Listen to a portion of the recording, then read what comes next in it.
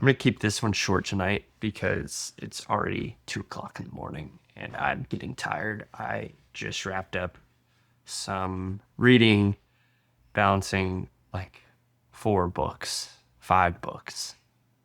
Currently, this stack right here, The Odyssey, because I just watched The Odyssey. Mind manipulation, learning how other people's minds work. Man's Search for Meaning, book by Viktor Frankl, who survived the Holocaust. I wouldn't consider myself reading Letters from a Stoic, actually, reading pieces, because I'm reading First Peter in the Bible right now. And the cool thing about First Peter is during that time period, there was a really, really brutal Roman emperor by the name of Nero who murdered his mother, murdered his first wife, murdered his second wife, and forced famous philosopher Seneca to commit suicide. Now, that was a very noble thing for elites to do at that time instead of a public execution where the possibility of your family members not getting an inheritance was there if you were publicly executed. Honorable suicide let the people die in private. And what caused that was Pisonian conspiracy, where it was thought there was a plan to overthrow Nero as emperor, and sadly, Seneca caught the bad end of the stick. But it was cool reading First Peter, and I listened to AI, or I have AI voice. I have Claude going at the same time, so I can ask questions, fact check things, and go down further on like one piece of text opens up the doors to 10, which I very much enjoy. So I only got through a couple verses of First Peter because I was going down the uh, Seneca rabbit hole. But when I finished, when I read Seneca months ago, and I stopped maybe halfway through at letter 78. It's about enduring, and First Peter talks about enduring through trials and you know enduring through trials for a little while, although their meanings are far different. It was cool to see the same topic come up with both of them living under the same Roman emperor, so I thought that was pretty neat. uh, but today's thoughts are inner child. Literally just keep feeding that inner child over and over and over again. It's so important to let that inner child live and not have them die. There's a quote by Benjamin Franklin: for most are buried by 25, or most die at 25 but aren't buried until 75. And I believe that makes sense even more today because we're told college is supposed to be the best 4 years of your life. And first, I'm going to ask the question, what does that look like? What do those 4 years look like? And for a lot of people, it's going to a state school. At least you're probably told that more so at state schools.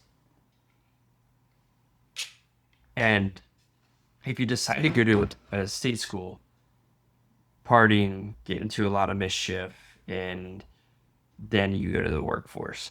Well, when boomers used to tell me this, I was always skeptical and questioned why. That sounds like the most depressing thing I've ever heard. when I have my whole life ahead of me? And I'd ask that follow-up question. I said, well, what about the rest of life? And they're like, well, it's work. College is college. And honestly, that was one of my bigger reasons why I decided to drop out of school. Yeah, this party lifestyle, this isn't for me. And I'm so stubborn anyway, where everything that I know, I've taught myself. I think the ability to self-teach yourself something just takes putting your head down over and over and over again and takes your undivided attention and knowing what is true to put your energy into. Distractions come. Distractions have come in many forms in my life. Alcohol, psychedelics, lust, uh, nicotine. And I've been thrown off course multiple times. But the ability to get back on the saddle and keep on going is essential. I often think about Proverbs 4:25 through 27. Now, I'm going to misquote it, but essentially it's fixate your eyes on me. Don't look to your right. Don't look to your left. Right to the left are distractions. Keep your head straight. Put the blinders on. And it really, I'm at the point where it really does take a level of undivided attention. And you could make a lot of progress in 6 months of just consistent action. And the season I'm entering is going to be a fun one, but definitely called to take it on alone. And I don't mind that because I enjoy solitude right now. Gives me the time to study topics and I just want to study. I just want to work, which is very hard to discern from too because I also like the training element and it's very difficult to find a schedule that's going to sort of lock me in a box and maintain that level of discipline for my training for yeah it's yeah that's something I just need to pray on because I believe God's giving me the choice and I'm fortunate enough God's given me multiple gifts to steward. I think I could train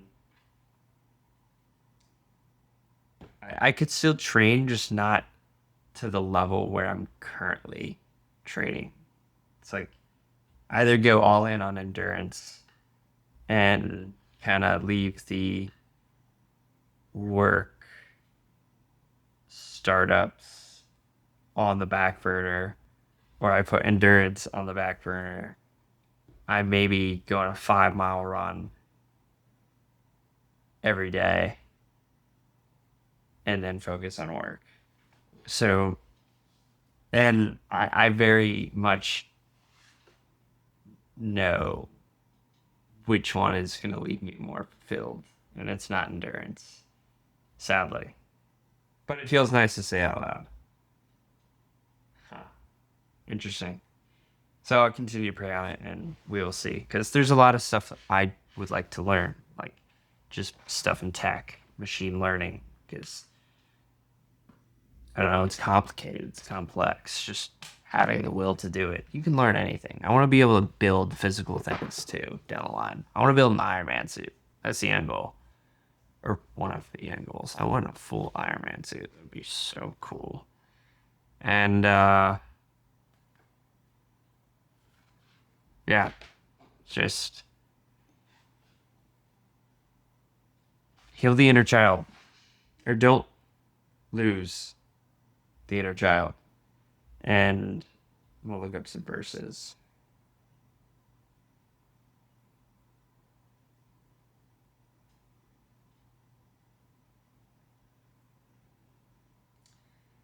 And do it whatever whatever means necessary to keep feeding that inner child, whether that's laughing at stupid cartoons or recently it's been playing silly little video games, Lego Star Wars specifically, to just, it's nostalgic. And I want to keep that inner child alive. That creativity that comes from it is so beneficial. And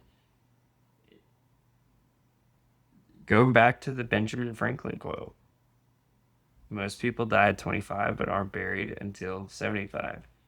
It's because they stop feeding that inner child. They start taking life too serious. All right, Matthew 18, 1 through 4. Jesus sends a child in front of the disciples and says, unless you turn and become like children, you will enter the kingdom. Greatness is measured by humbling yourself like a child. Greatness is measured by humbling yourself like a child. How beautiful is that?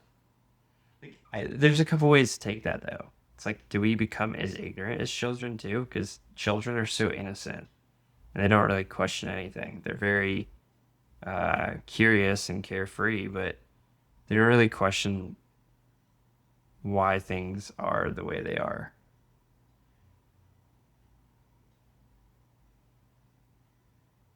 Mark 10, 13 through 16.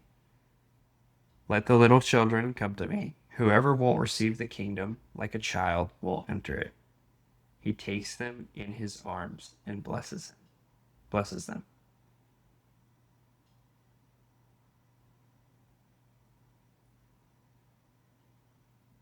And there's a couple more, but man, that's something I really wrestle with because what does that mean? Do do I become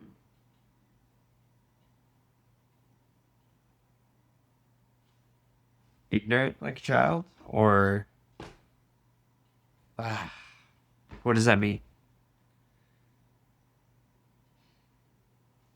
Need to discern more on that. But those are tonight's thoughts. So keep feeding your inner child. Godspeed.